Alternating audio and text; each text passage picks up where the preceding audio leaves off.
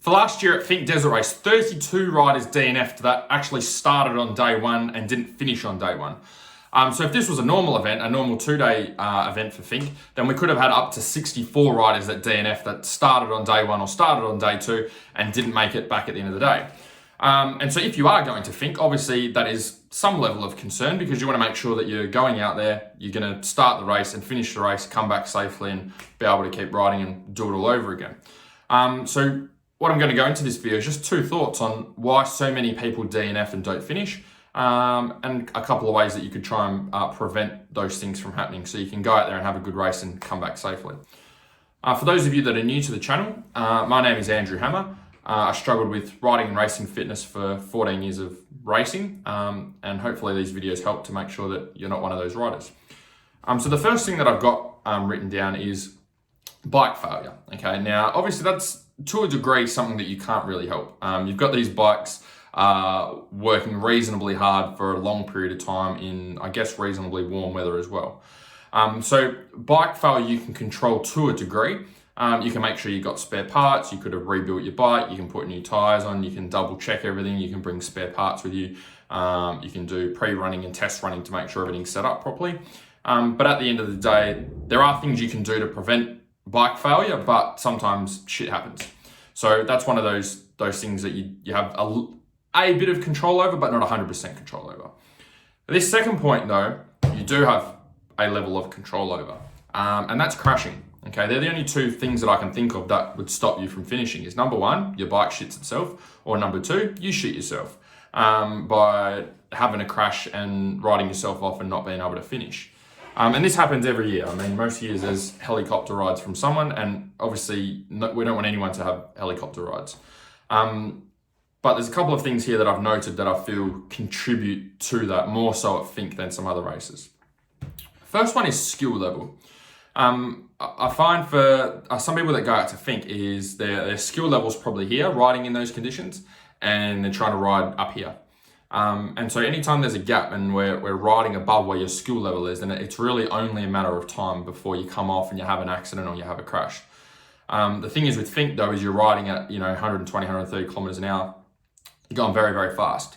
So those little mistakes tend to cause big accidents and have big consequences in comparison to maybe doing a hard enduro or doing a normal enduro.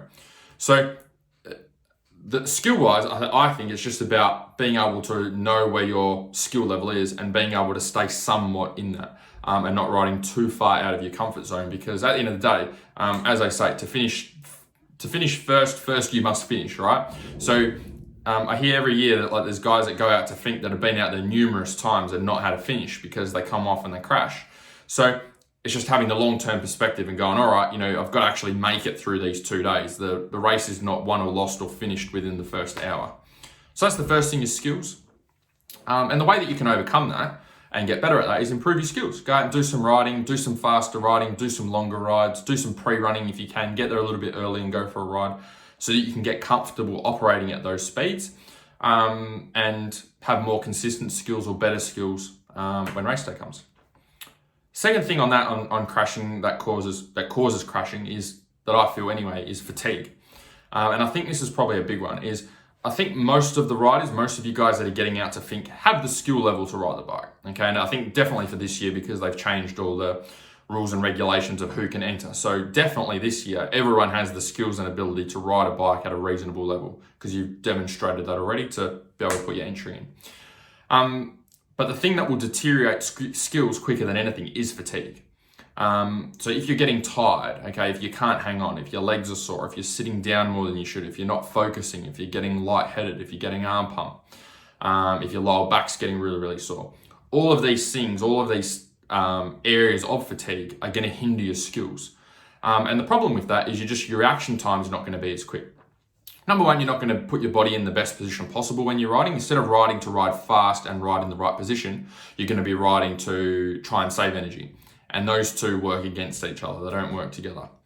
And the other thing that's also going to, that also happens when you fatigue is your reaction time is just a lot slower.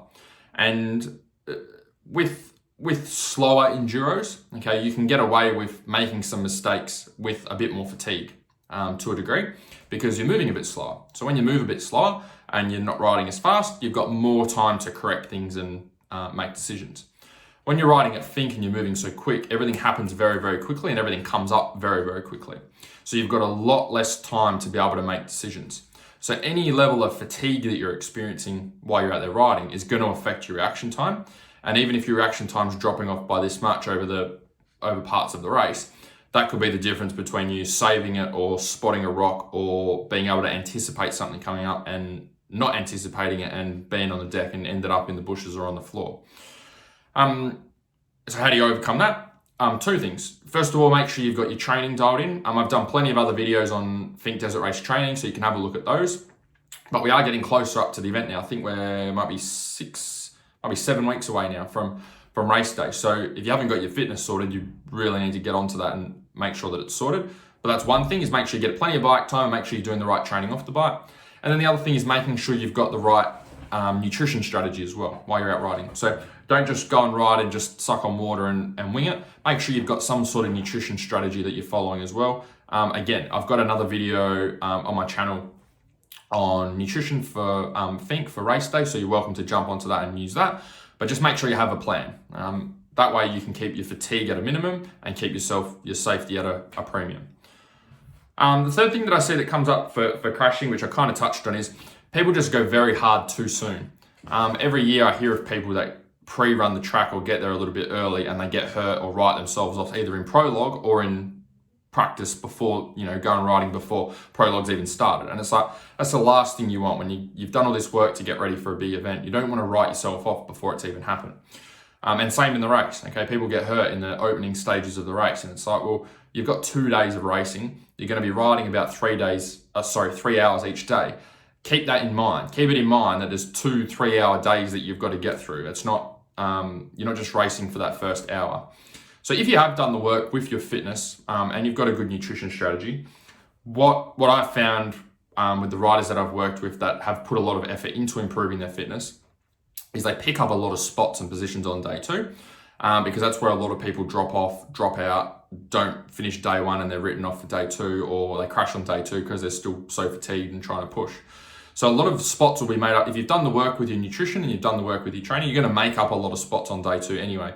Even if you don't get faster, even if you just stay at a consistent speed that you did from day 1 on day 2, you're going to find you pick up a lot of spots just from everyone else dropping off, not so much from you moving forward or getting any better from day 1. So hopefully this gives you some insight. I'm interested to know if you've got any other thoughts on why people don't finish or things that you've worked on to help make sure you can come back in one piece. Feel free to post up in the comments below. Otherwise, hopefully you enjoy this video. Chat to you guys soon. See ya.